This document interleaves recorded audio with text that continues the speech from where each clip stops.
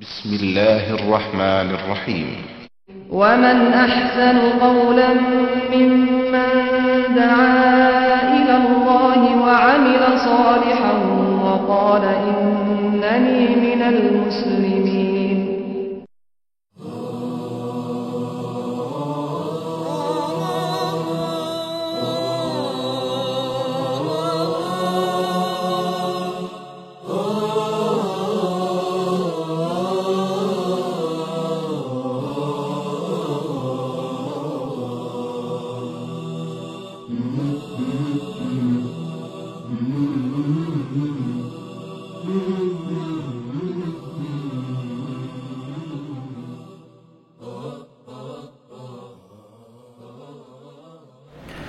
السلام عليكم ورحمة الله وبركاته.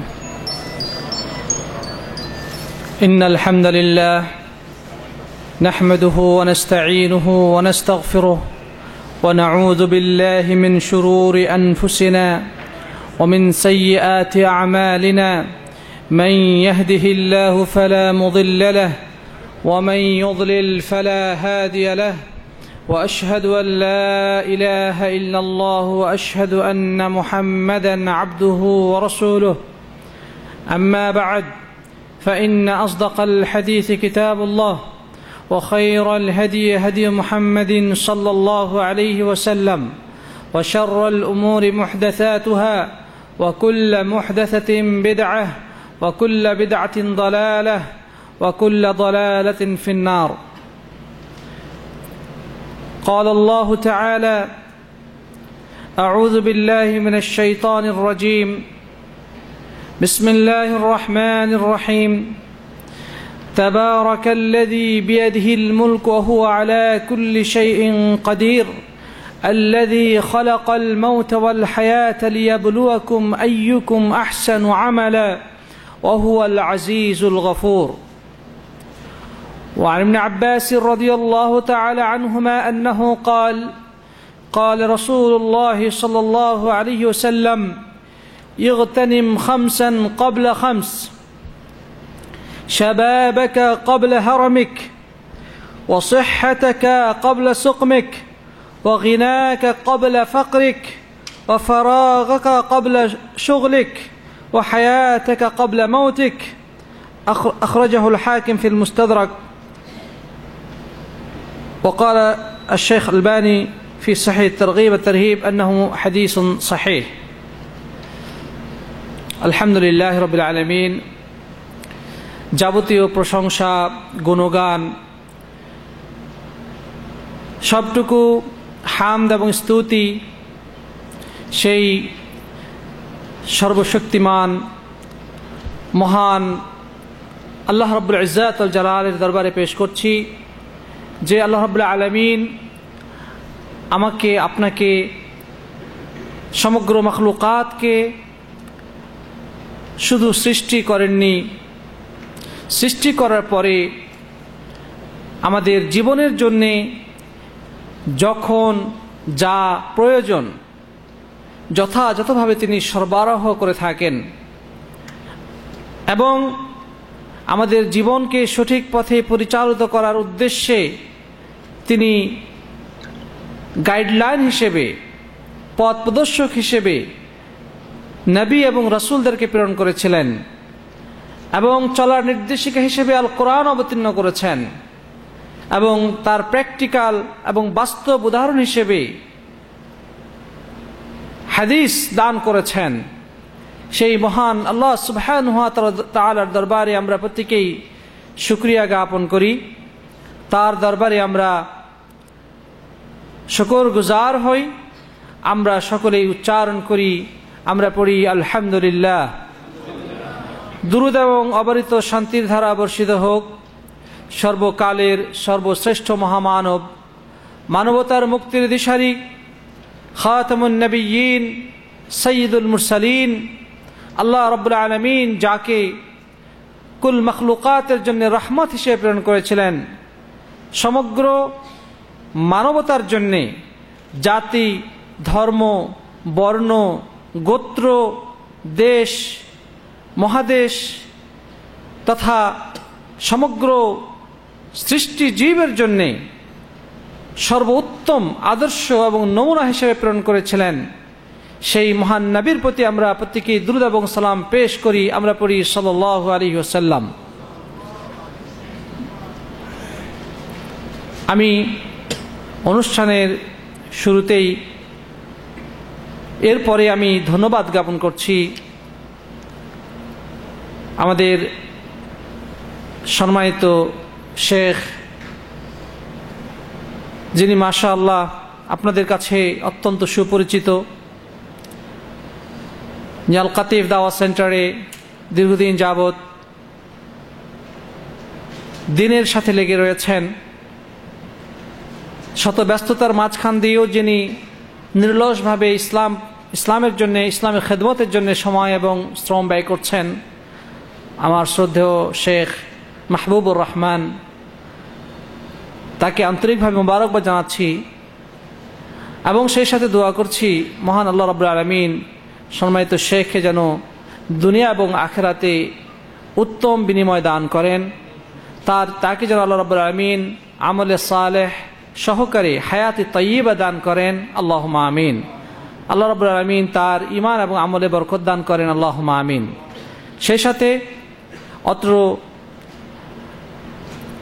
ক্যাম্পে আমাদের প্রবাসী যে সমস্ত বাংলাভাষী ভাই এবং বন্ধুগণ রয়েছেন, যারা এই অনুষ্ঠান আয়োজক এবং এই অনুষ্ঠানে যারা বিভিন্নভাবে সহযোগিতা, পরামর্শ এবং সময় এবং শ্রম দিয়ে এই প্রোগ্রামকে বাস্তবায়ন করছেন, তাদের সকলের জন্যে আমার অন্তরে অন্তঃস্থল থেকে দোয়া রইল, আল্লাহ রাব্বুল আলামিন তাদের এই সময় এবং শ্রমকে যেন কবুল করেন, আল্লাহুম্মা আমিন।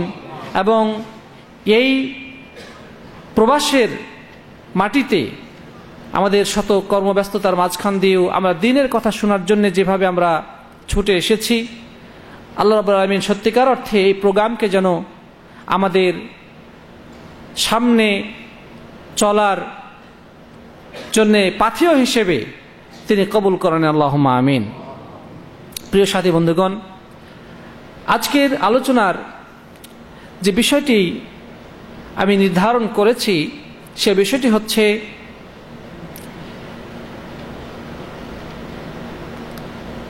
সময় থাকতে সময়কে কাজে লাগানো। সময় থাকতে সময়কে কাজে লাগানো। প্রিয় বন্ধুগণ, এই জন্যে আমি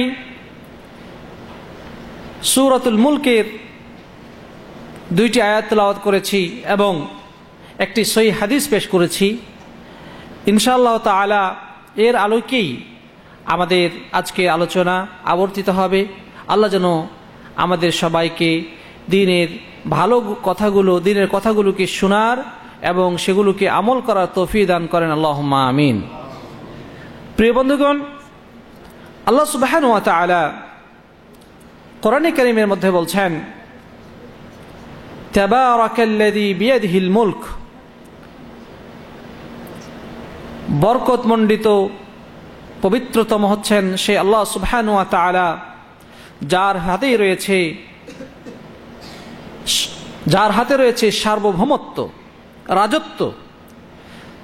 এই সমগ্র সৃষ্টি জগতের একচ্ছত্র রাজত্ব কার হাতে রয়েছে? এই সমগ্র মাখলুকাতের রাজত্ব, সার্বভৌমত্ব কার হাতে রয়েছে? আল্লাহ রাব্বুল আলামিনের হাতে। বিয়াদিহিল মুলক, তিনি সব কিছুর পরিচালক, সব কিছুর স্রষ্টা, সব কিছুর মালিক, খালিক, সব কিছুর নিয়ন্ত্রক। সেই আল্লাহ রাব্বুল আলামিনের হাতেই রয়েছে সমগ্র মাখলুকাতের, এই বিশ্ব চরাচরের, এই সৃষ্টি লোকের একচ্ছত্র অধিপতি। তিনি একচ্ছত্র আধিপত্য তার হাতেই রয়েছে। ওহু আলা কুল্লি শাইইন কাদির, আল্লাহ রাব্বুল আলামিন হচ্ছেন সব কিছুর উপরে পূর্ণাঙ্গ ক্ষমতার অধিকারী। কথা ঠিক না বেঠিক?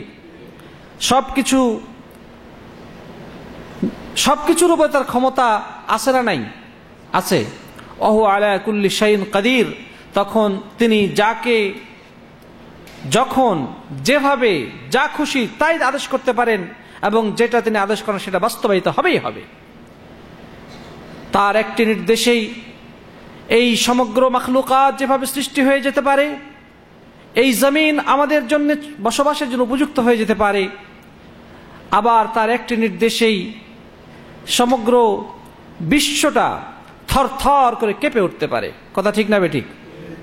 আমরা কয়েকদিন আগে দেখেছি যেই জমিনকে আল্লাহ রাব্বুল আলামিন আমাদের পায়ের তলে বিছানা হিসেবে বিছিয়ে দিয়েছিলেন, যেই জমিনের উপরে আমরা বিচরণ করছিলাম, যেই জমিনে আমরা চলাফেরা করছিলাম, আমরা দেখেছি কয়েকদিন আগে আমাদের বাংলাদেশে এবং আমাদের পার্শ্ববর্তী দেশ নেপালে আমরা দেখেছি সেই জমিন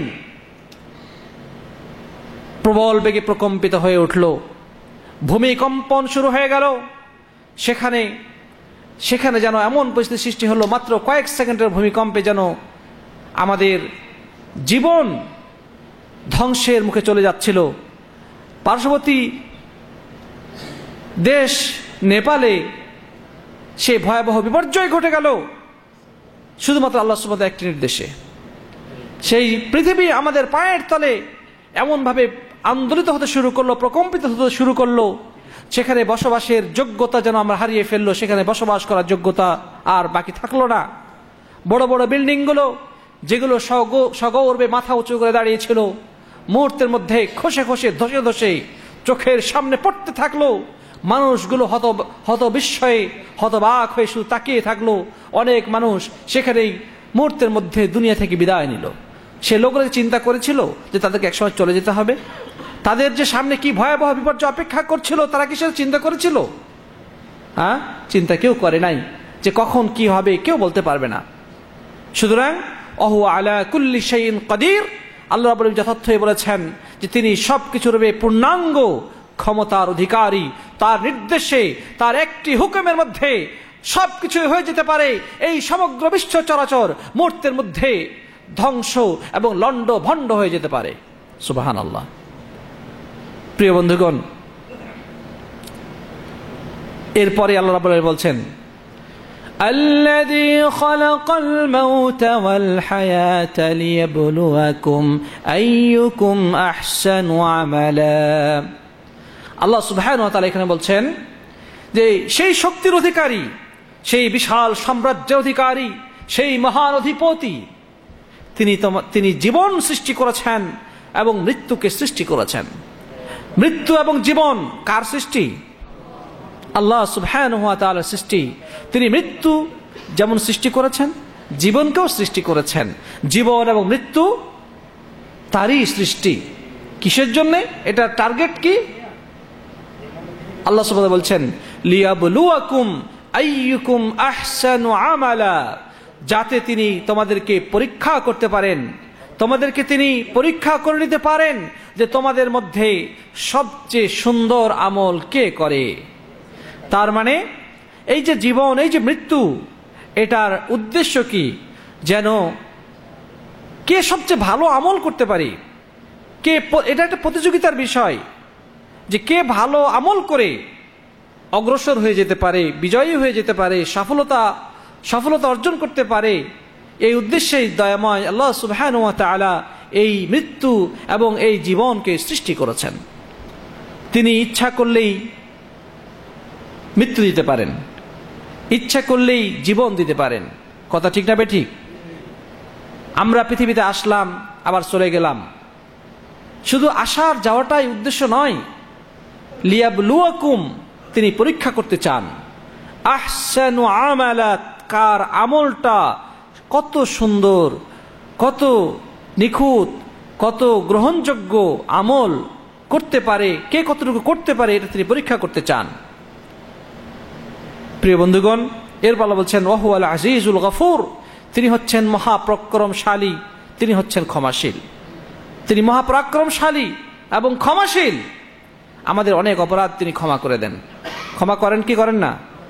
আমরা দিন রাত কত যে অন্যায় করি, কত যে গুনাহ করি, কত নাফরমানিমূলক কাজ করি, কিন্তু তিনি দয়ালু, তিনি করুণার আধার, তিনি অসীম করুণার পাথার। তিনি আমাদের অনেক গুনাহ কি করে দেন? ক্ষমা করে দেন। তিনি যদি আমাদের প্রত্যেকটি অপরাধকে তিনি যদি ধরতেন, প্রত্যেকটি গুনাহার যদি শাস্তি দিতেন, তাহলে আমাদের কিছু আমাদের বাঁচার কোনো পথ ছিল না। কিন্তু তিনি তার নাম দিয়েছেন গফুর, তিনি তার নাম দিয়েছেন গফফার, তিনি তার নাম দিয়েছেন সিত্তির। আমরা অনেকেই বলি সাত্তার, আল্লাহর নাম অনেকে কি বলি? সাত্তার বলি। আসলে হাদিসে সাত্তার নামটি উল্লেখিত হয় নাই। কথা বোঝা গেছে? আমরা অনেকেই সাত্তার নাম দিয়ে থাকি, আল্লাহর নাম আব্দুস সাত্তার বলি, কিন্তু কোনো সহিহ হাদিসে এটার উল্লেখ পাওয়া যায় না সাত্তার নামে। বরং এটারই অর্থবোধক আরেকটি যেটা হাদিসে বর্ণিত হয় সেটা হচ্ছে সিত্তির, যিনি হচ্ছেন গুনাহগুলিকে ঢেকে রাখেন। সিত্তির মানেও একই অর্থ, যিনি ঢেকে রাখেন, যিনি গোপন করে রাখেন। আমাদের অনেক অপরাধ, অনেক গুনাহ তিনি গোপন করে রাখেন, তিনি প্রকাশ করেন না। সব গুনাহ যদি আমাদের প্রকাশ হয়ে যেত, সব গুনাহ যদি মানুষ যদি জেনে ফেলতো, তাহলে এই সমাজে বসবাস করা আমাদের দ্বারা সম্ভব হতো না। কথা ঠিক না বেঠিক? কিন্তু তিনি গফুর, তিনি ক্ষমাশীল, তিনি গফফার, তিনি পরম ক্ষমাশীল, এবং তিনি আমাদের গুনাহগুলোকে ঢেকে রাখেন, প্রকাশ করতে দেন না, প্রকাশ করেন না। প্রিয় সাথী বন্ধুগণ, তো যাই হোক, আমরা তাহলে জীবনের টার্গেট কি পেলাম? আমাদের জীবন এবং মৃত্যুর লক্ষ্য উদ্দেশ্য কি পেলাম? সেটা হচ্ছে একটি আইয়ুকুম আহসানু আমালা, তোমাদের মধ্যে সবচেয়ে সুন্দর আমল কে করে? আমল মানেই তো ইবাদত, না অন্য কিছু। ইবাদত মানে আমল, আমল মানে ইবাদত। এখানে উদ্দেশ্য হচ্ছে ইবাদত। আল্লাহ সুবহানাহু ওয়া তাআলা এদিকে ইঙ্গিত করে বলছেন, ওয়ামা খালাকতুল জিন্না ওয়াল ইনসা ইল্লা লিয়াবুদুন, আমি তো জিন এবং মানুষকে সৃষ্টি করেছি, এর উদ্দেশ্যই হচ্ছে যে তারা কেবলমাত্র আমার ইবাদত করবে, আমার দাসত্বের মধ্যে তার জীবন পরিচালিত করবে, আমার দাসত্বকে সে মনে প্রাণে গ্রহণ করে নেবে, আমার দাসত্বকে স্বীকার করে নেবে, আমার ইবাদত বন্দেগী তার জীবনকে পরিচালিত করবে। এই জন্যই আমি মানুষ এবং জিনকে কি করেছি? সৃষ্টি করেছি। সাথী বন্ধুগণ, সুতরাং যতদিন পর্যন্ত আমাদের জীবন রয়েছে, যতদিন পর্যন্ত আমাদের হৃদয়ের স্পন্দন রয়েছে, যতক্ষণ পর্যন্ত আমার নার্ভে রক্ত চলাচল করে, যতক্ষণ পর্যন্ত আমার দু চোখ উঠানামা করে, যতক্ষণ পর্যন্ত আমার শরীরে রক্তের তেজ রয়েছে, আমল করার সময় হচ্ছে এই সময়। এই প্রত্যেকটি মুহূর্তকে আমাদের হিসাব নিকাশ করে কাটানোর চেষ্টা করতে হবে। প্রিয় বন্ধুগণ, শুধু পৃথিবীতে খাওয়া দাওয়া করলাম, হ্যাঁ, ইচ্ছা মতো চলাফেরা করলাম, একদিন চলে গেলাম, এটা যদি হয়ে থাকে তাহলে বুঝতে হবে যে আমি আমার টার্গেট পূরণ করতে ব্যর্থ হয়েছি। আল্লাহ রাব্বুল আলামিন যে টার্গেট নিয়ে, যে উদ্দেশ্য নিয়ে আমাকে পৃথিবীর বুকে প্রেরণ করেছিলেন, সেই উদ্দেশ্য ব্যর্থতায় পর্যবসিত হয়ে গেছে। আমি সেই উদ্দেশ্যে এবং লক্ষ্যে পৌঁছতে পারিনি। প্রিয় সাথী বন্ধুগণ, সম্মানিত উপস্থিতি, এই মর্মে আল্লাহ রাসূল সাল্লাল্লাহু আলাইহি ওয়াসাল্লামের একটি হাদিস, অত্যন্ত মূল্যবান হাদিস পেশ করেছি। সেই হাদিসে রাসূল করিম সাল্লাল্লাহু আলাইহি ওয়াসাল্লাম কয়েকটি উপদেশ তিনি আমাদের জন্য দিয়েছেন, যে উপদেশগুলো স্বর্ণের অক্ষরে লিখে রাখার মতো। প্রত্যেকটি নসিহত আমার জীবনের সাথে রিলেটেড, আমার প্রত্যেকটি মানুষের সাথে সম্পর্কিত। এই উপদেশগুলো আমাদের প্রত্যেকেরই মুখস্থ রাখা দরকার। হাদিসটি মুস্তাদরাক হাকিমে বর্ণিত হয়েছে এবং ইমাম আলবানী রাহিমাহুল্লাহ হাদিসটি সহিহ বলেছেন। হাদিসটি বর্ণনা করেছেন প্রখ্যাত সাহাবী আব্দুল্লাহ ইবনে আব্বাস রাদিয়াল্লাহু তাআলা আনহুমা। তিনি বলছেন, রাসূল করিম সাল্লাল্লাহু আলাইহি ওয়াসাল্লাম এক ব্যক্তিকে উদ্দেশ্য করে নসিহত করছিলেন। কি করতেছিলেন? নসিহত করতেছিলেন। আল্লাহ নবী সাল্লাল্লাহু আলাইহি ওয়াসাল্লাম তিনি নসিহত করতেন। নসিহত মানে কি ভাই? নসিহত মানে কাউকে উপদেশ দেওয়া। আমরা বলি নসিহত মানে উপদেশ দেওয়া, মানে যে লোকটাকে উপদেশ দিচ্ছি তার কল্যাণ কামনা করছি আমি। আপনি যখন কাউকে নসিহত করবেন, তার মানে হচ্ছে আপনি তার ভালো চাচ্ছেন, তার কল্যাণ চাচ্ছেন। কথা ঠিক না বেঠিক? আল্লাহ সুবহানাহু ওয়া তাআলা আমাদের নবীকে প্রেরণ করেছেন আমাদের কাছে। তিনি আমাদের কল্যাণ চান না অকল্যাণ চান? তিনি আমাদের কল্যাণ চান। এই জন্যে প্রিয় নবী মুহাম্মদ রাসূলুল্লাহ সাল্লাল্লাহু আলাইহি ওয়াসাল্লাম তিনি একজন সাহাবীকে লক্ষ্য করে কিছু নসিহত করছেন, যে এই নসিহতগুলো শুধু ওই ব্যক্তির জন্য নির্দিষ্ট নয়। এই নসিহতগুলো কিয়ামত পর্যন্ত পৃথিবীতে যত মানুষের আবির্ভাব ঘটবে, যত মানুষ আগমন করবে, প্রত্যেকটি মানুষের জন্য অত্যন্ত গুরুত্বপূর্ণ, অত্যন্ত প্রয়োজনীয়। আসুন আমরা দেখি রাসূল করিম সাল্লাল্লাহু আলাইহি ওয়াসাল্লাম আমাদের জন্য কি উপদেশ এবং কি নসিহত করেছেন, কি নসিহত পেশ করেছেন। প্রিয় সাথী বন্ধুগণ, এই হাদিসটি আমরা হয়তোবা শুনেও থাকতে পারি, কিন্তু এটা মর্ম, এটার গভীরে পৌঁছানো কিন্তু খুবই জরুরি। নবী করিম সাল্লাল্লাহু আলাইহি ওয়াসাল্লাম প্রথমে যে কথা বলছেন, ইগতানিম খামসান ক্বাবলা খামস, তোমরা পাঁচটি জিনিস আসার আগেই অমূল্য সম্পদ মনে করে সেটার মর্যাদা দাও, সেটাকে সম্মান করো, সেটাকে গুরুত্বপূর্ণ মনে করে কাজে লাগাও। পাঁচটা জিনিস আসার আগে কি করো? গনিমতের সম্পদ মনে করো। প্রিয় বন্ধুগণ, সেটা কি? 1 নম্বর, কথাগুলো খেয়াল করছেন? 1 নম্বর, কথাগুলো লিখে রাখবেন, মুখস্থ রাখবেন। শাবাবাকা ক্বাবলা হারামিক, তুমি তোমার যৌবনকালকে কাজে লাগাও, তুমি তোমার যৌবনকালকে কাজে লাগাও, গনিমতের সম্পদ মনে করো। বার্ধক্য আসার আগেই, কি আসার আগে? বার্ধক্য আসার আগেই। 2 নম্বর হচ্ছে সিহহাতাকা ক্বাবলা সুকমিক, তুমি তোমার সুস্বাস্থ্যকে গনিমতের সম্পদ মনে করো, মূল্যবান সম্পদ হিসেবে গ্রহণ করো অসুস্থ হওয়ার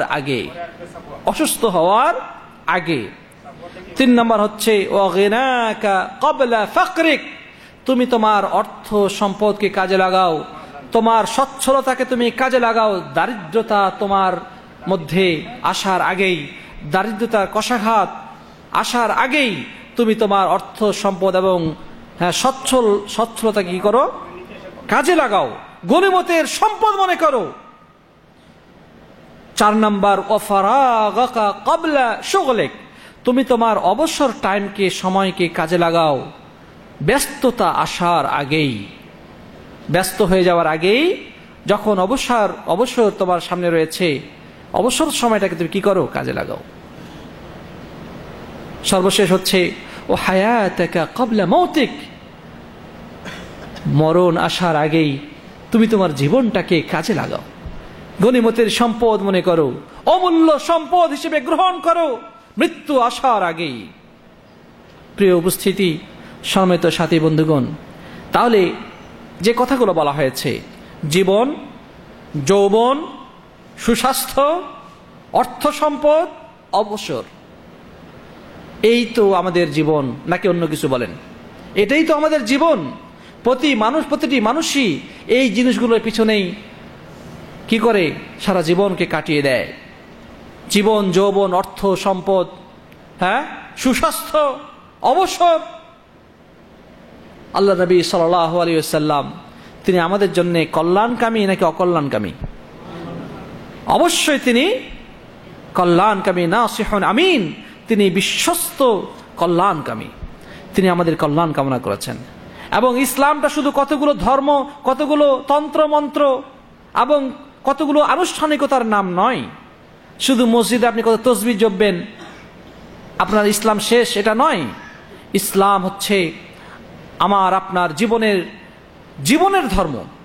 এটা একটা, যাকে বর্তমান আধুনিক পরিভাষায় বলা হচ্ছে কি, সেটা হচ্ছে যে এ কমপ্লিট কোড অফ লাইফ, মানে জীবনের পূর্ণাঙ্গ ব্যবস্থা বা জীবন ব্যবস্থা, পূর্ণাঙ্গ জীবন ব্যবস্থা।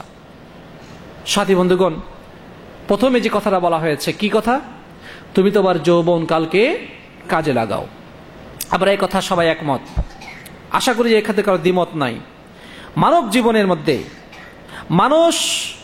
মানুষের জীবনের মধ্যে সবচেয়ে গুরুত্বপূর্ণ, সবচেয়ে কর্মমুখর, সবচেয়ে উচ্ছল এবং শক্তি এবং সামর্থ্যের বয়স বা সময় কোনটা? সেটা হচ্ছে যৌবনকাল। সেটা হচ্ছে কোন কাল? যৌবনকাল, গোল্ডেন এজ অফ লাইফ। জীবনের সোনালী সময়, সোনালী মুহূর্ত, সোনালী বয়স হচ্ছে এই যৌবনকাল, যেটা শিশুকালের পরেই, শৈশব কৈশোরের পরেই যেই যৌবন সামনে আসে, তারপরে আস্তে আস্তে যৌবন ক্ষয়ে যায়, মানুষ আস্তে আস্তে আবার বার্ধক্যের দিকে চলে যায়। কিন্তু যখন বার্ধক্য যখন জীবনে নেমে আসে, তখন মানুষের মনে পড়ে সেই যৌবনের কথা, যার কারণে কবি আফসোস করে বলেছেন, ইয়া লাইতা শাবাবা ইয়াউদ ইয়াওমান ফাউখবিরুহু বিমা ফাআলাল মাশীবু, যে হায় আমার যৌবন কাল যদি ফিরে আসতো, আমার যৌবন কাল যদি আবারও ফিরে আসতো, তাহলে তো আমি তাকে জানাতাম, তাকে আমি খবর দিতাম যে আমার এই বার্ধক্য আমার সাথে কত বাজে আচরণ করছে, বার্ধক্য আমার সাথে কত খারাপ আচরণ করছে, আমি আমার যৌবন কালটাকে জানাতাম। কিন্তু এই যৌবন কাল যদি চলে যায়, আর কি ফিরে আসবে? মানুষের জীবন যেটা চলে যায়, এটা কি আবার ব্যাক করবে? Time and tide wait for none. হ্যাঁ, যে সময় এবং স্রোত কারোর জন্য কি করে না? অপেক্ষা করে না। সুতরাং আমার জীবন থেকে যে সময়টা চলে গেছে, অতীতের গর্ভে বিলীন হয়ে গেছে, সেটা আর কখনো ফিরে পাওয়া যাবে না। সেটা যতই আমরা চিল্লাচিল্লি চেঁচামেচি করি না কেন, যতই আমরা হাউতাস করি না কেন, সেটাকে আর ফিরে আসা সম্ভব নয়, সেটা ফিরে আসবে না। আমরা বলি মানুষের সময়, মানুষের কি আমাদের বয়স বেড়ে যাচ্ছে। আসলে কি বয়স বাড়ে? আমরা কি বয়স বাড়ে নাকি বয়স কমে? বয়স কমে। পলে পলে, তিলে তিলে, ক্ষণে ক্ষণে আমাদের বয়স কমে যাচ্ছে। আমরা এগিয়ে যাচ্ছি আমাদের গন্তব্যের দিকে। আল্লাহ রাব্বুল আলামিন যে একটা নির্দিষ্ট সময় ডেট লিখে রেখেছেন, সেই ডেটের দিকে আমরা এগিয়ে যাচ্ছি। যেদিন সেই ডেটের শেষ মুহূর্তে আমরা পৌঁছে যাব, আমরা সকলে এক্সপায়ার ডেট হয়ে যাব। কি হয়ে যাব? Expire date. মানে এখানে আর তখন এই পৃথিবীর বুকে থাকার আর কোনো সুযোগ থাকবে না।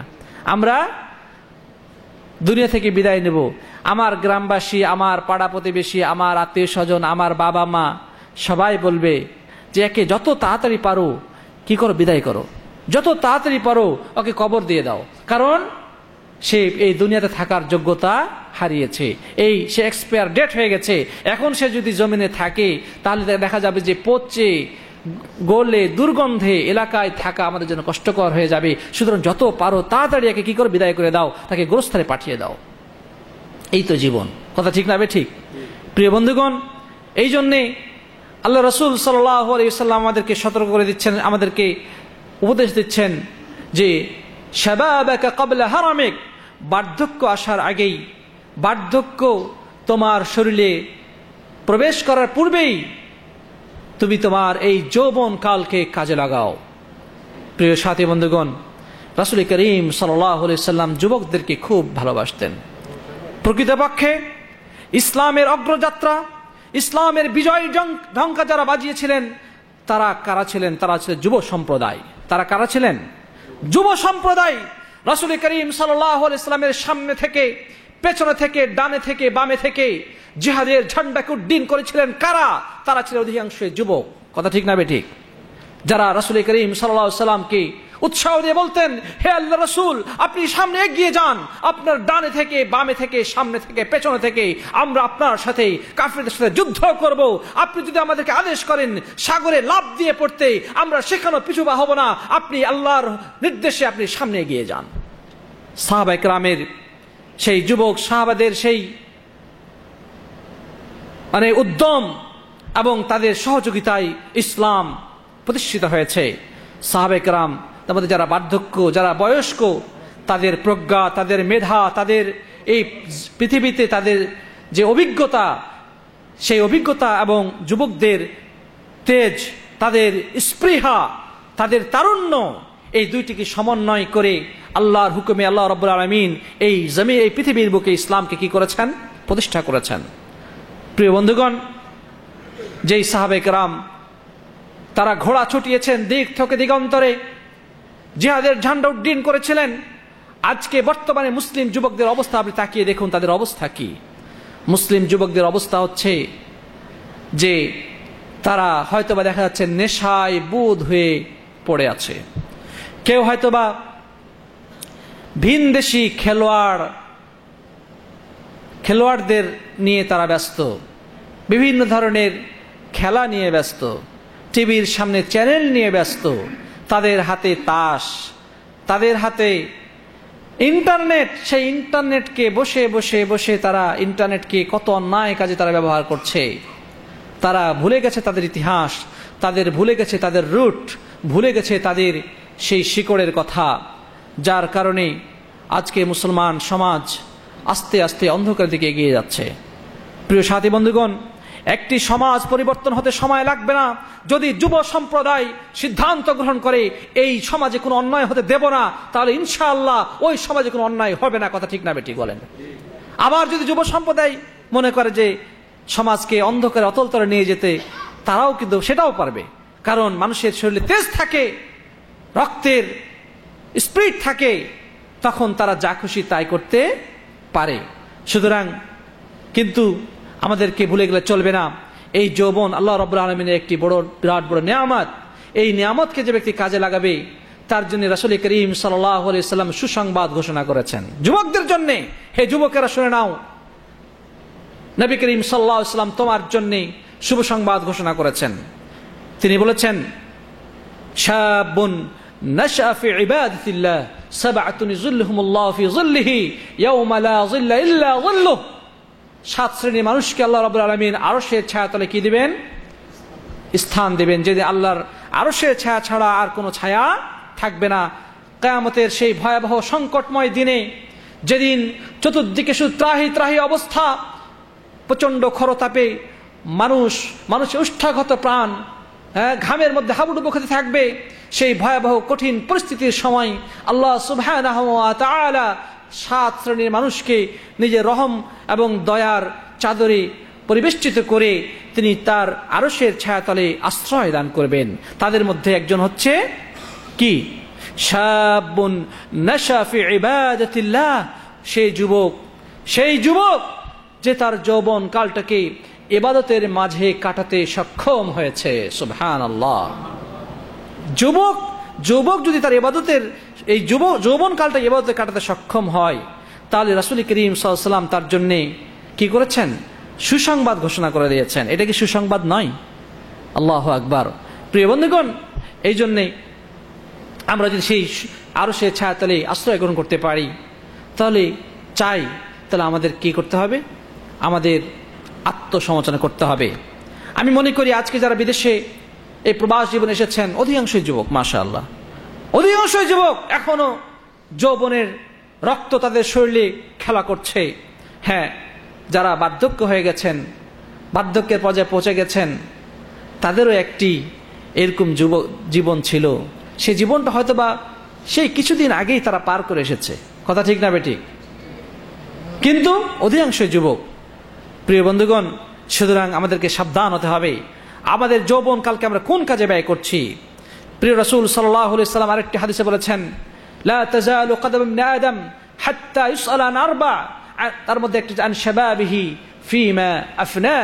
আল্লাহ রাব্বুল আলামিন কিয়ামতের দিন 4টি প্রশ্নের উত্তর দেওয়া ব্যক্তিকে, কোনো ব্যক্তিকে এক কদম সামনে অগ্রসর হতে দেবেন না। তার মধ্যে একটি হচ্ছে তার যৌবন কালকে তুমি কোন কাজে ব্যয় করেছিলে, এই প্রশ্নের উত্তর দাও, তারপর তুমি সামনে যাও। সুতরাং এই যৌবন কালকে আমাদেরকে কি করতে হবে? মূল্যায়ন করতে হবে। এখনই সময়। বয়স হয়ে গেলে ভাই ইবাদত করে শান্তি পাওয়া যায় না। এই অসুখ সেই অসুখ, তাই কি না? হ্যাঁ, ট্যাবলেটের পর ট্যাবলেট খাইতেই থাকে।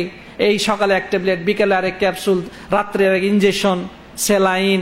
হ্যাঁ, উঠলে বসতে পারে না, বসলে উঠতে পারে না, কোমরে ব্যথা, হাঁটুতে ব্যথা। কথা ঠিক না বেঠিক? আর যৌবনকাল আলহামদুলিল্লাহ, আল্লাহর নিয়ামত, যে কোনো কাজ তার দ্বারা করা সম্ভব। সুতরাং কাজে লাগাতে হবে। অনেকে ভাবতেছেন হজ করব একেবারে বুড়া বয়সে, এখন তো কেবল ইয়াং। কি এখন তো কেবল ইয়াং? হজ ধরে রাখতে পারবো না, এই জন্য হজ করি না, বুড়া বয়সে করব।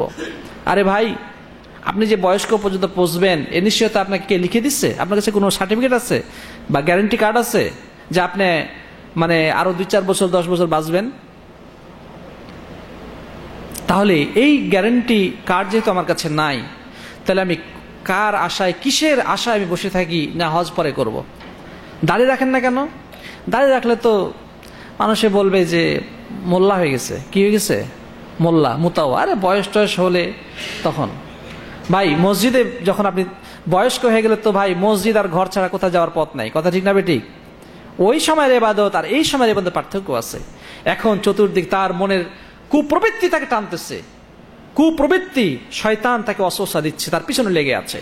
অর্থ সম্পদ তাকে হাতছানি দিচ্ছে, মদ, নারী, চতুর্দিকে অন্যায় তাকে ডাকতেছে, এই সব কিছুকে যখন সে পেছনে ফেলে সে নিজেকে ঘোষণা করবে যে আমি আল্লাহর বান্দা, আমি আল্লাহর হুকুমে আমি আমার জীবনকে পরিচালিত করব, তখন দেখা যাবে এই যে ইবাদত, এই ইবাদতের মূল্য ওই বার্ধক্য বয়সের মূল্যের থেকে ইবাদত থেকে অনেক বেশি মূল্যবান, অনেক বেশি মূল্যবান। সুতরাং সময় ক্ষেপণ না করে আজকে থেকে আমাকে সিদ্ধান্ত নিতে হবে, আজকে থেকে এই মুহূর্ত থেকে আমাকে নিয়ত পাকাপোক্ত করতে হবে যে আমি আর পিছু থাকবো না, আমাকে সামনে এগিয়ে যেতে হবে, আমার এই জীবনকে চেঞ্জ করতে হবে এবং আমাকে ডিসিশন নিতে হবে আমি নেক্সট লাইফ আমি কি করতে চাই। সুতরাং প্রিয় সাথী বন্ধুগণ, রাসূল করিম সাল্লাল্লাহু আলাইহি ওয়াসাল্লামের হাদিসটি অত্যন্ত ইম্পর্টেন্ট, এই উপদেশটি আমাদের জন্য অত্যন্ত কার্যকরী। হে যুবকেরা, তোমাদের যৌবনকালকে মূল্যায়ন করো, গনিমতের সম্পদ মনে করো, বার্ধক্য তোমাকে গ্রাস করা পড়বে, বার্ধক্য গ্রাস করা পড়বে। প্রিয় সাথী ভাইরা আমার, সম্মানিত উপস্থিতি, সুতরাং এটা হচ্ছে 1 নম্বর নসিহত। 2 নম্বর যেটি নসিহত সেটি হচ্ছে তুমি তোমার সুস্বাস্থ্যকে কাজে লাগাও, গনিমতের সম্পদ মনে করো অসুস্থ হওয়ার আগে। অসুখ মানে কি ভাই? যেখানে সুখ নাই। অসুখ মানে কি? মানে খুব সুখী নাকি? অসুখ মানে সুখ নাই। হ্যাঁ, দাঁত থাকতে দাঁতের মর্যাদা আমরা বুঝি না, কথা ঠিক না বেটি? আপনার যে সুস্বাস্থ্য, আমার যে সুস্বাস্থ্য, এটা কখন টের পাই?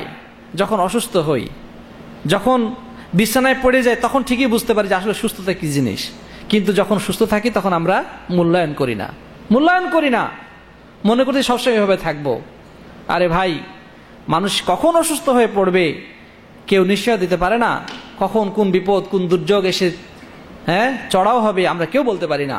এই জন্য প্রিয় নবী সাল্লাল্লাহু আলাইহি সাল্লাম বলছেন তুমি তোমার সুস্থতাকে কাজে লাগাও অসুস্থ হওয়ার পূর্বেই। ভাইরা আমার, তো আমরা যে কথা বলছি আমরা সুস্বাস্থ্যের কাজে লাগাই না, এটাকে হেলাই ফেলাই আমরা নষ্ট করে দেই। নবী করিম সাল্লাল্লাহু আলাইহি সাল্লাম এই ব্যাপারে তিনি আমাদেরকে একটা কথা বলেছেন, খুবই চমৎকার। কথাটি কি? নি'মাতানি মাগমুনুন ফীহিমা কাসীরুম মিনান নাস আস-সিহহাতু ওয়াল ফারাগ। মানুষ 2টি অত্যন্ত মূল্যবান নিয়ামতের ব্যাপারে ধোকায় পড়ে আছে। কিসের পড়ে আছে? ধোকায় পড়ে আছে। একটি হচ্ছে সুস্বাস্থ্য, আরেকটি হচ্ছে অবসর সময়। এই 2টির ব্যাপারে মানুষ ধোকার মধ্যে পড়ে আছে, মানুষ প্রতারিত হচ্ছে, মানুষে এটাকে অবমূল্যায়ন করছে। মানে সময়কে আমরা মূল্যায়ন করছি না, এই সুস্থতাকে আমরা মূল্যায়ন করছি না। এই 2টির ব্যাপারে আমরা গাফেল। সুস্থ অবস্থার ইবাদত আর অসুস্থ অবস্থার ইবাদত কি একরকম? আপনি এভাবে যখন আপনি দাঁড়িয়ে নামাজ আদায় করতে পারছেন, অসুস্থ হয়ে গেলে আপনি তো ওযুই ঠিক মতো করতে পারবেন না। আপনাকে হয়তোবা বিছানায় শুয়ে থাকতে হবে, নামাজ পড়তে হবে, বিছানায় শুয়ে নামাজ পড়তে হবে। তখন তো আপনার মুখ দিয়ে কোনো জিকির তাসবিহ উচ্চারণ করা কষ্টকর হয়ে উঠবে। কিন্তু সুস্থ অবস্থায় আপনি যেভাবে আল্লাহর নিয়ামত এই উপভোগ করে আল্লাহর ইবাদত করতে পারবেন, অসুস্থ অবস্থায় কোশ্চিনকালেও সেটা সম্ভব নয়। এই জন্যে নবী করিম সাল্লাল্লাহু আলাইহি ওয়াসাল্লাম উপদেশটি আমাদের অত্যন্ত গুরুত্বপূর্ণ যে তোমরা যারা সুস্থ আছো, হে বন্ধুগণ, আমরা যারা সুস্থ আছি এই সুস্থতার সময়টাকে কি করতে হবে? কাজে লাগাতে হবে অসুস্থ হওয়ার আগেই।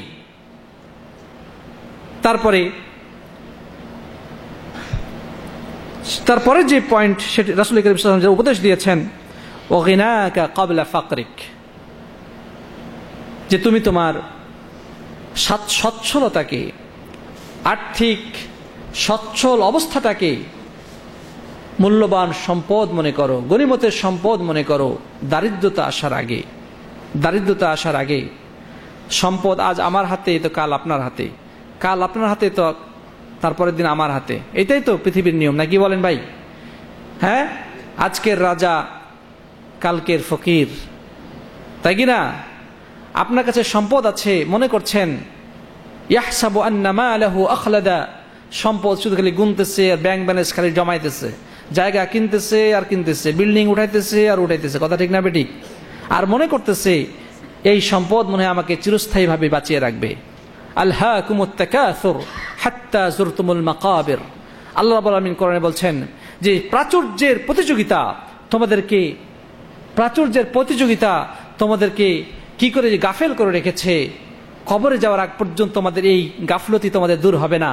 যখন কবরে পৌঁছে যাবে তখনই বুঝতে পারবে তোমাদের এই সম্পদের মূল্য কতটুকু। নবী সাল্লাল্লাহু আলাইহি ওয়াসাল্লাম বলছেন ইয়াকুলু বানু আদম মালি মালি ওয়া আইনা মালু। বনি আদম খালি বলে মাল মাল, সম্পদ, টাকা পয়সা, ধন দৌলত। কথা ঠিক না ঠিক? নবী সাল্লাল্লাহু আলাইহি ওয়াসাল্লাম বলছে যে বনি আদমের চিন্তার মধ্যে শুধু খালি মাল, সম্পদ, টাকা পয়সা, উপার্জন কিভাবে করবে, কিভাবে স্যালারি, কিভাবে বেতন বেশি বাড়াবে ইত্যাদি টাকার চিন্তায় মানুষের ঘুম আসে না। অথচ রাসূল করিম সাল্লাল্লাহু আলাইহি ওয়াসাল্লাম কি বলছেন? আইনা মালুহু, তার সম্পদ কই? আসলে তার সম্পদ মাত্র তিনটা জিনিস। কয়টা জিনিস? মানুষের সম্পদ কয়টা জিনিস? তিনটা। এক নম্বর, যেই জিনিসটা সে খেয়ে ফেলেছে, অলরেডি তার গলার ভিতরে ঢুকায় ফেলছে, পেটে চলে গেছে, এটা হচ্ছে তার সম্পদ।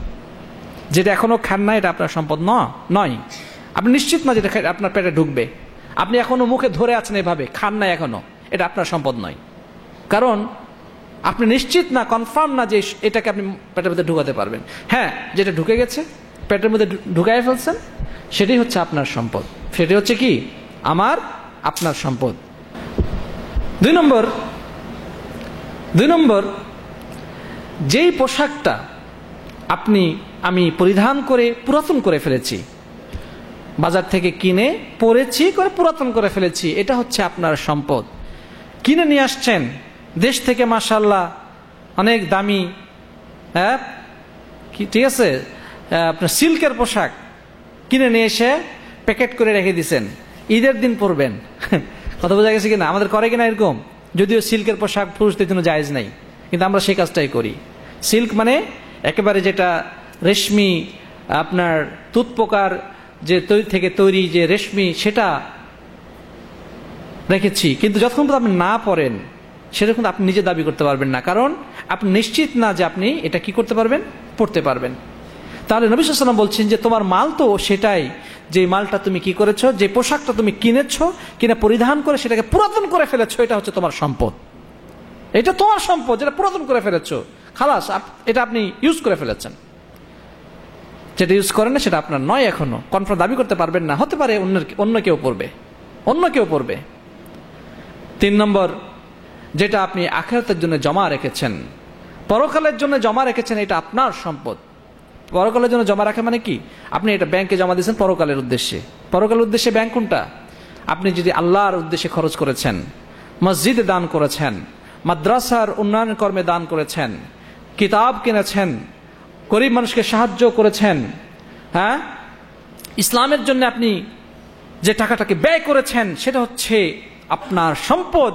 এটা হচ্ছে আপনি ইনভেস্ট করে দিলেন, আপনি কিয়ামতের দিন, হ্যাঁ, আখিরাতে এটার আপনি একটা বেনিফিট, লভ্যাংশ, হ্যাঁ, পাবেন।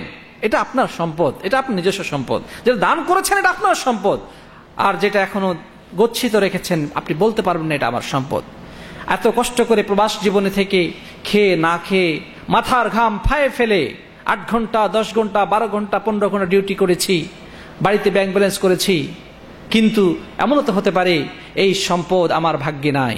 কথা ঠিক না বেঠিক? আপনি জায়গা কিনেছেন, বিল্ডিং করেছেন, আরেকজন হিসাব করতেছে এতে মারা গেলে কত পাবো। কথা ঠিক না বেঠিক? আপনি মরলে কত পাবেন, ও খাতা কলম নিয়ে রাত্রে হিসাব করে, অথচ সম্পদ কিন্তু আপনার। খালি দমটা বন্ধ হওয়ার সাথে সাথে হিসাব নিকাশ নিয়ে কাটাকাটি লেগে যাবে, আমার সম্পদ আমাকে দাও। একটা পায় যদি কম হয়, ঝগড়াঝাটি, কেস মামলা মোকদ্দমা পর্যন্ত চলে যাবে। কথা ঠিক না বেঠিক ভাই? সুতরাং এই সম্পদ যতক্ষণ আপনার হাতে আছে, কাজে লাগান। হয় নিজে খান, নিজে খাওয়াটাও একটা কাজ। কিছু আছে ভাই এত কিপটা নিজেও ঠিক মতো খায় না। ওই যে মনে করেন যে দেশ থেকে একটা কাপড় নিয়ে আসে, ওটাই পরে থাকে সব সময়। নতুন একটা জামা কিনবে, টাকাটা তো খরচ হয়ে যাবে।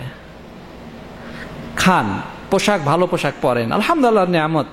ও আম্মা বিনিআমাতি রাব্বিকা ফাহাদ্দিস, তোমার নিয়ামতকে কি করো, মানুষের কাছে প্রচার করো, আল্লাহর প্রশংসা করো, খাও, আল্লাহর নিয়ামত খাও এবং প্রশংসা করো। যে আলোচনায় ছিলাম মানুষের সম্পদ নিয়ে, যে সম্পদ এটা কোনো স্থায়ী জিনিস নয়, এবং এই সম্পদ আমাকে চিরস্থায়ীভাবে পৃথিবীর বুকে বাঁচিয়ে রাখতে সক্ষম নয়, তাই কি না? সুতরাং যতক্ষণ পর্যন্ত আমার আপনার হাতে সম্পদ থাকবে, উচিত হবে সেটা কাজে লাগানো। হয় আপনার নিজের কাজে লাগান, খাওয়া দাওয়া করেন, ভালো পোশাক পরেন, অথবা আখিরাতের জন্য জমা রাখেন। তবে আরেকটা জিনিস বলতে চাই সম্পদের ব্যাপারে, নবী করিম সাল্লাল্লাহু আলাইহি ওয়াসাল্লাম এই কথাও বলেছেন যে তুমি তোমার যে সম্পদটি, তোমার যদি কোনো অর্থ খরচ করো তোমার স্ত্রী পরিবারের জন্যে, তোমার সন্তান সন্ততির মুখে তুমি যে খাবারটা তুলে দাও, তোমার স্ত্রীর জন্য যে খরচটা তুমি করো, সেটাও তুমি যদি নিয়ত করো আল্লাহ সুবহানাহু ওয়া তাআলা এর বিনিময়ে তোমাকে সাদকার সওয়াব দান করবেন। সুবহানাল্লাহ, আল্লাহু আকবার। তাহলে সম্পদ আল্লাহ রাব্বুল আলামিন দিয়েছেন, এই নিয়ামতকে কাজে লাগাতে হবে। কি করতে হবে? কাজে লাগাতে হবে। তারপরে চতুর্থ নম্বর পয়েন্ট বা চতুর্থ নম্বর উপদেশ যেটা রাসূল করিম সাল্লাল্লাহু আলাইহি ওয়াসাল্লাম আমাদেরকে প্রদান করেছেন, সেটি হচ্ছে ওয়াফারাগাকা ক্বাবলা শুগলিক, যে তুমি তোমার অবসর সময়টাকে কাজে লাগাও, অবসর সময়কে কাজে লাগাও, মূল্যায়ন করো ব্যস্ততা আসার আগেই, ব্যস্ততা আসার আগে। এই জন্য আলী রাদিয়াল্লাহু তাআলা থেকে একটি কথা বর্ণিত রয়েছে, তিনি বলছেন যে যখন তুমি সময় পাবে ওযু করে 2 রাকাত সালাত আদায় করো। কি করো? 2 রাকাত সালাত আদায় করো। এবং তিনি এটাও বলছেন যে যখনই তোমার মনে কোনো বাজে কথা আসার, মানে বাজে কথা বলার ইচ্ছা জাগে, ওই সময় কিছু তাসবিহ পাঠ করো। কি করো? তাসবিহ পাঠ করো। বাজে কথার জায়গায় তাসবিহ পাঠ করো, আর অবসর সময় কিছু ওযু করে 2 রাকাত সালাত আদায় করে নাও। ভাই, আমার আপনার জীবনে আমরা এই কথা বলতে কেউ পারবো না যে আমার সামনে অবসর হলে পরে আমি কি করব? ইবাদত শুরু করব। মানে এখন খুব ব্যস্ত আছি, এখন অনেক কাজের চাপ ঝামেলা, ঠিক আছে, নেক্সট টাইম যখন একটু ফ্রি হয়ে নিই তারপর থেকে নামাজ রোজা খুব ভালো করে শুরু করব। এটা কি কথা বলা ঠিক হবে? কখনোই ঠিক হবে না। কি কারণে? কারণ হচ্ছে যে দিন যত যায় ব্যস্ততা তত বাড়ে। আপনি বিয়ে শাদী করেন নাই, মাশাআল্লাহ, এ লট অফ ফ্রি টাইম আপনার সামনে রয়েছে, অনেক ফ্রি সময়, আমরা বলে থাকি যে ফ্রি সময়। আপনি বিয়ে শাদী করবেন, আপনার ব্যস্ততা বাড়বে, স্ত্রী পরিবার, সন্তান সন্ততি, চাকরি, বাণিজ্য, তারপরে অর্থ কামাই, বিভিন্ন ব্যস্ততা আপনাকে চেপে ধরবে। কথা ঠিক না বেঠিক? সমাজের যতই আপনার দিন গড়ে এগিয়ে যায় ব্যস্ততা বাড়তে থাকে। সুতরাং আমি ফ্রি হয়ে নেই তারপরে আমি কাজ শুরু করব, এটা হচ্ছে মূর্খতা সুলভ কথা এবং নির্বুদ্ধিতামূলক কথা। যে হাদিসটি একটু আগে বলেছি, প্রিয় রাসূল সাল্লাল্লাহু আলাইহি ওয়াসাল্লাম বলেছেন যে নি'মাতানি মাগমুনুন ফীহিমা কাসীরুম মিনান নাসি আস-সিহহাতু ওয়াল ফারাগ, 2টি নিয়ামতের ব্যাপারে অনেক মানুষই ধোঁকার মধ্যে ডুবে রয়েছে, ধোঁকার মধ্যে পড়ে রয়েছে। একটি হচ্ছে সুস্বাস্থ্য, আরেকটি হচ্ছে অবসর সময়। অবসর, এই দুটোর মধ্যে অনেকেই বেখেয়ালে গাফলতের মধ্যে দিন কাটিয়ে দিচ্ছে। তবে যে কথা বলা হচ্ছে যে কাসীর, অনেক লোক গাফেল আছে, তাহলে বোঝা গেল আবার অনেক লোক আছে যারা কিন্তু সচেতন, যারা কিন্তু অত্যন্ত সচেতন, যারা তাদের সময়কে কাজে লাগাচ্ছে। কথা ঠিক না বেঠিক? যার কারণে সময়কে যদি কাজে লাগানোর ইচ্ছা থাকে, অবসর সময় কাজের ইচ্ছা থাকে, তাহলে জেলের মধ্যে থেকেও বই পুস্তক লিখে জাতিকে উপহার দেওয়া যায় কি যায় না বলেন?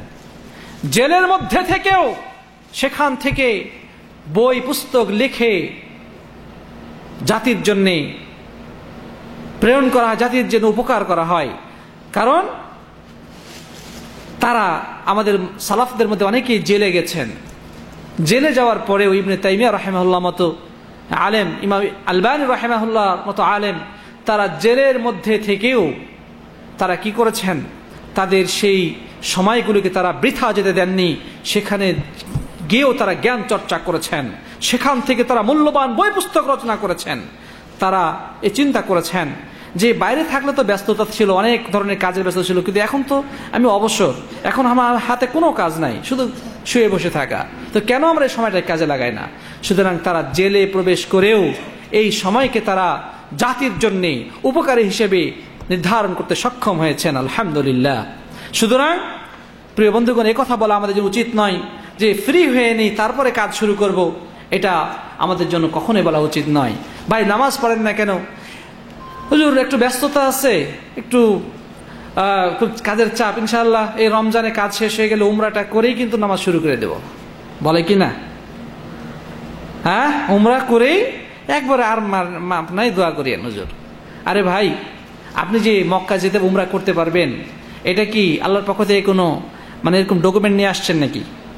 হ্যাঁ, বা আপনি কালকে যাবেন, কালকে বেঁচে থাকবেন, এই ডকুমেন্ট আপনার কাছে কেউ দিছে? দেয় নাই। ভাই আমাদের জুবাইলের কথা বলি, আমাদের এক দিনী ভাই, তার কথা আজকে আমি স্মরণ করছি আপনাদের কাছে। কি কারণে? সেই দিনী ভাই একটা ইয়াং বয়সের মানুষ, তিনি বিয়ে শাদী করেন নাই, তার জীবনটাকে পরিবর্তন করেছেন। তিনি ইসলামের জন্যে নিজেকে সঁপে দিয়েছেন। তিনি নামাজ, ইবাদত, বন্দেগি, তার চেহারা, সুরত, লেবাস সব কিছুকে ইসলামের ঢালে তিনি সাজিয়েছেন এবং তিনি দিন রাত যেখানে থাকেন তিনি দাওয়ার কথা বলতেই থাকেন। তার ব্যাগে সবসময় বই থাকে, সবসময় বই থাকে। কম্পিউটার কিনেছেন, মানুষকে মেমোরি ভরে ভরে দেন। কথা বোঝা গেছে? এই লোকটি আমাদের কাছে দোয়া নিলেন, আমরা যে কোনো সম্মেলন করব পোস্টার নেবে, উনি পোস্টার নিয়ে নিয়ে দেওয়ালে দেওয়াল লাগিয়ে বেড়াবেন, আমাদেরকে বলতেও হয় না। অনেক সময় নিজেই ফটোকপি করে বিভিন্ন জায়গায় প্রচার কার্য করে থাকে। হ্যাঁ, যেই প্লান্টে কাজ করে সেখানে তিনি মানুষকে দাওয়াত দেন, যেখানে তিনি যাচ্ছেন তার দাওয়াত বন্ধ নাই। এই লোকটি, প্রিয় বন্ধুগণ, ওই লোক যারা তার কাছে থাকে তারা বলছে, শেখ আপনারা অনেকে তাকে চেনেন না, ওর ব্যাপারে ভালো করে জানেন না, আমরা অনেক সময় জানি না তিনি যে কত গোপনে গোপনে দাওয়াতি কাজ করে, কত জায়গায় বই পুস্তকে কার্টুন পাঠায় একা একাই, কাউকে কিচ্ছুই বলা দরকার নাই, তিনি গোপনে সবকিছু করেন। এই লোকটি সুবহানাল্লাহ, তিনি রাত্রে তাহাজ্জুদের সালাত আদায় করেন। ওই রুমে যারা থাকেন আমাদের সবাই ছাত্র, আমাদের সকলেই মুতাআবিনিন, সকলে তাহাজ্জুদ নামাজ পড়ার জন্যে রাত্রে উঠেছেন। ওই লোকটাকে ঘুম থেকে উঠানোর জন্যে ডাকতেছে। আরেকটাকে বলি, উনি দেশে যাবেন, দেশে যাওয়ার পূর্বেই তিনি কি করেছেন, ব্যাগেজ লাগেজ সব রেডি করে বেঁধে টেঁধে একেবারে সব কিছু রেডি, আর কয়েকদিন পরে তিনি দেশে যাবেন। তাহাজ্জুদের সালাত আদায় করতে উঠে উনাকে যখন ডাকাডাকি করা হচ্ছে, উনি আর সাড়া দিচ্ছেন না। কি হলো? প্রতিদিন তাহাজ্জুদ পড়তে উঠে, আজকে কেন উঠে না? কিছুক্ষণ পরে খোঁজ পাওয়া গেল, জানা গেল উনি তো দুনিয়াতে নাই। সুবহানাল্লাহ, তিনি ইন্তেকাল করেছেন। ইন্না লিল্লাহি ওয়া ইন্না ইলাইহি রাজিউন। আমাদের চোখের সামনে ছাত্ররা ফোন করলেন, শেখ এই অবস্থা। আমরা তাড়াতাড়ি গেলাম, পুলিশ ডাকলাম, সব কিছু হ্যাঁ ঠিকঠাক মতো। পুলিশ এসে আমাদেরকে বলল যে দেখো, তোমরা হাউতাশ করো না, মৃত্যু মানুষের জীবনে আসবেই। এদেশের পুলিশ আমাদেরকে নসিহত করে যে তোমরা টেনশন করো না, মৃত্যু মানুষের নির্ধারিত বিষয়, আজকে অথবা কালকে মারা যেতে হবে, সুতরাং এটা খুব স্বাভাবিক হিসেবে গ্রহণ করো। আল্লাহু আকবার। পুলিশ আমাদেরকে সে নসিহতটা করলো। তো এই ভাই দুনিয়া থেকে বিদায় নিয়ে চলে গেলেন। এই ভাই দুনিয়া থেকে বিদায় নিয়ে চলে গেলেন, একেবারে বিয়েও করে নাই, যুবক বয়স। আল্লাহু আকবার। আমরা বাহ্যিক অবস্থা থেকে সাক্ষ্য দিতে পারি ইনশাআল্লাহ তিনি কল্যাণের উপরে মৃত্যুবরণ করেছেন, আলহামদুলিল্লাহ। ভিতরগত অবস্থা আল্লাহ ছাড়া কেউ জানেন না, কিন্তু আমরা সাক্ষ্য দিব বাহ্যিক অবস্থা থেকে যে ইনশাআল্লাহ তিনি কল্যাণের মৃত্যুবরণ করেছেন। প্রিয় বন্ধুগণ, সুতরাং হে যুব সম্প্রদায়, হে মানুষ, আজকে আমরা অবসর সময় আমাদের টাইমকে আমরা পাস করতেছি, আমরা মনে করতেছি, আমরা অনেক ভাইকে দেখি ইন্টারনেটে বসে বসে ঘন্টার পরে ঘন্টা সময় কাটিয়ে দিচ্ছেন, তাস খেলায় তারা সারা রাত কাটিয়ে দিচ্ছেন, হ্যাঁ থাইল্যান্ডি খেলায় কি রাত কাটিয়ে দিচ্ছেন, চ্যানেল ঘুরাতে ঘুরাতে সিনেমা এবং টিভি চ্যানেলের সামনে বসে বসে তারা তাদের মূল্যবান সময়কে অপচয় করছেন। তাদের সময় নাকি পাস হয় না, টাইম পাস হয় না। আল্লাহু আকবার। অথচ ওই ব্যক্তির কাছে জিজ্ঞাসা করে দেখেন যে ভাই আপনার বয়স 30 বছর 40 বছর, আপনি আমাকে সূরা ফাতিহাটা শুদ্ধ করে শোনান তো। দেখা যাবে হয়তো সূরা ফাতিহাটা শুদ্ধ করে বলতে পারে না। আপনি ইসলামের রোকন কয়টা একটু ভালো করে বলুন তো। তিনি ইসলামের মৌলিক রোকনগুলো সম্পর্কেও বলতে পারে না। হ্যাঁ, ইমানের রকম কয়টা জানে না, তাওহীদ কি জানে না, শিরক কি জানে না, সুন্নাহ কি জানে না, বিদআত কি জানে না, সালাতের বিধিবিধান পর্যন্ত জানে না, কালিমার লা ইলাহা অর্থ সঠিকভাবে বলতে পারে না, অথচ উনি তাস খেলে সময় পাস করতেছেন, টাইম পাস করতেছেন। এই হচ্ছে আমাদের জাতির অবস্থা, আমাদের যুবকদের অবস্থা। সেদিন আবার একটা প্রোগ্রাম ছিল, প্রোগ্রামে 10 থেকে 12 জন বাংলাভাষী লোক ছিলেন, 5-7 জন ভারতীয় বাঙালি, 3-4 জন বাংলাদেশি। তাদেরকে আমি প্রশ্ন করলাম, আমি মাত্র কয়েকটি প্রশ্ন করলাম, আমি প্রাইজ ছিল আমার কাছে, আমি বললাম যে প্রশ্ন উত্তর দিতে পারবেন তাদেরকে প্রাইজ দেব। আমি 3টি প্রশ্ন করেছি যে আমাদের নবী সাল্লাল্লাহু আলাইহি সাল্লামের বাবার নাম কি, তার মার নাম কি এবং তার দাদার নাম কি। যে প্রশ্ন উত্তর দিতে পারবে তাকে আমি প্রাইজ দেব। আল্লাহর কসম করে বলছি, এই 10-12 জন ব্যক্তির একজন ব্যক্তি উত্তর দিতে পারে নাই আমার এই প্রশ্নগুলোর। কথা বোঝা গেছে? আমরা অনেক স্বপ্ন বলি, অনেক স্বপ্নের কথা বলি, অনেক পরিবর্তন আনতে হবে, দেশ জাতির পরিবর্তন আনতে হবে। পরিবর্তনটা কি উপর থেকে আসবে নাকি নিচ থেকে হবে? আপনার রুট লেভেলে, যেখানে আমাদের রুটে গাছের গোড়াতে যদি পোকা লেগে যায়, উপর দিয়ে আপনি পানি ঢাললে কিন্তু কাজ হবে না। প্রিয় বন্ধুগণ, সুতরাং আমরা যদি একটি সম্মানপূর্ণ জীবন নিতে চাই, আমাদের সমাজ জীবনে, ব্যক্তি জীবনে, রাষ্ট্রীয় জীবনে পরিবর্তন করতে চাই, আমাকে পরিবর্তন হতে হবে একেবারে আমার কি থেকে, ভিতর থেকে পরিবর্তন করতে হবে। আমার ঈমান থেকে পরিবর্তন ঘটাতে হবে, আমার আখলাকের পরিবর্তন ঘটাতে হবে, আমার ইলমের জগতে পরিবর্তন ঘটাতে হবে। অন্যথায় যতই বড় বড় বলি উড়া, এর দ্বারা পরিবর্তন হওয়া সম্ভব নয়। যে জাতির ভিতরগত অবস্থায় মরে যায়, তাকে বাইরের অবস্থায় পানি ঢেলে সার দিয়ে তাকে তাজা করা যায় না। সুতরাং জাতিকে যদি পরিবর্তন হতে হয়, তার ঈমানের ভিতরে, আমলের ভিতরে, তার আখলাকের ভিতরে পরিবর্তন ঘটাতে হবে, অন্যথায় আদৌ পরিবর্তন আনা সম্ভব হতে পারে না। সাথী বন্ধুগণ, আমি আর কথা বেশি বাড়াবো না। সর্বশেষ যে পয়েন্ট, সেটি নিয়ে শেষ করতে চাই। সেই পয়েন্টটি হচ্ছে যে জীবনটাকে হায়াতাকা ক্বাবলা মাউতিক, পুরা জীবনটাকেই অমূল্য সম্পদ মনে করো। মৃত্যু আসার পূর্বে, মৃত্যুদূত আমার দুয়ারে করাঘাত করার পূর্বেই আমাকে সচেতন হতে হবে। এটা আল্লাহ সুবহানাহু ওয়া তাআলা একটা সিক্রেট বিষয়। তিনি আমার আপনার জীবনের জন্য যে একটা টাইম ফিক্সড করে রেখেছেন, আমার একটা এক্সপায়ার ডেট তিনি ঠিক করে রেখেছেন, এটা সম্পূর্ণ সিক্রেট রেখেছেন আল্লাহ সুবহানাহু ওয়া তাআলা তার নিজের কাছে। তিনি কাউকে বলে দেননি যে তোমার ডেট কখন শেষ, তোমার মৃত্যুর ক্ষণ কখন, তিনি বলে দেন নাই। কি জন্যে? যেন আমরা সদা সর্বদা প্রস্তুত থাকি মৃত্যুর জন্যে, আমরা যেন সর্বদা পরিপূর্ণ প্রস্তুতি সহকারে জীবন পরিচালিত করি সেই ক্ষণ আসার আগেই। মৃত্যু আসার পূর্বে জীবনকে কাজে লাগাও। প্রিয় বন্ধুগণ, এতক্ষণ যে আলোচনা আমরা করেছি, এই সবগুলোই কি এই জীবনের অন্তর্ভুক্ত নয়? যৌবন, সম্পদ, অবসর, সুস্বাস্থ্য, এই সবগুলোই কি জীবনের অন্তর্ভুক্ত নয়? সবগুলোই জীবনের অন্তর্ভুক্ত। কিন্তু আল্লাহ সুবহানাহু ওয়া তাআলা তিনি জীবনটাকে পার্ট পার্ট করে হিসাব নেবেন, তিনি জীবনটাকে আলাদা আলাদা করে বিচার করবেন। এই জন্যে এখানে সামগ্রিকভাবে বলে দেওয়া হয়েছে, ও হায়াতাকা ক্বাবলা মাউতিক, তুমি তোমার পুরা জীবনটাকে অত্যন্ত মূল্যবান সম্পদ হিসেবে গ্রহণ করো, গনিমতের সম্পদ মনে করো। মৃত্যু আসার আগে যে আয়াতটি আমি প্রথমে তেলাওয়াত করেছিলাম, যে আল্লাযী খালাকাল মাউতা ওয়াল হায়াতা লিয়াবলুয়াকুম আইয়ুকুম আহসানু আমালা, আল্লাহ সুবহানাহু ওয়া তাআলা সেই মহাশক্তিধর মহা অধিপতি, যার হাতে সমগ্র সার্বভৌমত্ব রয়েছে, তিনি আমার আপনার মৃত্যু এবং জীবনকে সৃষ্টি করেছেন। তার টার্গেট হচ্ছে যাতে তিনি পরীক্ষা করে দেখতে পান, পরীক্ষা করে তিনি জানতে পারেন যে তোমাদের মধ্যে কে সবচেয়ে বেশি সুন্দর আমল করে। তার উদ্দেশ্য হচ্ছে এটা, সাথী বন্ধুগণ। সুতরাং সে মৃত্যু আসার পূর্বে যতক্ষণ পর্যন্ত আমার হৃদয়ে স্পন্দন চলছে, যতক্ষণ পর্যন্ত আমার নার্ভে রক্ত চলাচল করে, যতক্ষণ পর্যন্ত আমার দুই চোখ ওঠানামা করছে, যতক্ষণ পর্যন্ত আমার শরীরে অঙ্গ প্রত্যঙ্গ নড়াচড়া করছে ততক্ষণ পর্যন্ত আমার জন্য সুযোগ রয়েছে। যখন এই নার্ভের স্পন্দন বন্ধ হয়ে যাবে তখনই আমার আপনার জীবনের সমস্ত কাজ করার যোগ্যতা চলে যাবে। তখন আমাদের শুধু আফসোস করা ছাড়া কিছু থাকবে না। এই জন্য নবী করিম সাল্লাল্লাহু আলাইহি ওয়াসাল্লাম বলছেন, ইন্নাল্লাহা লা ইয়াকবালু তাওবাতাল আবদি মা লাম ইউগারগির।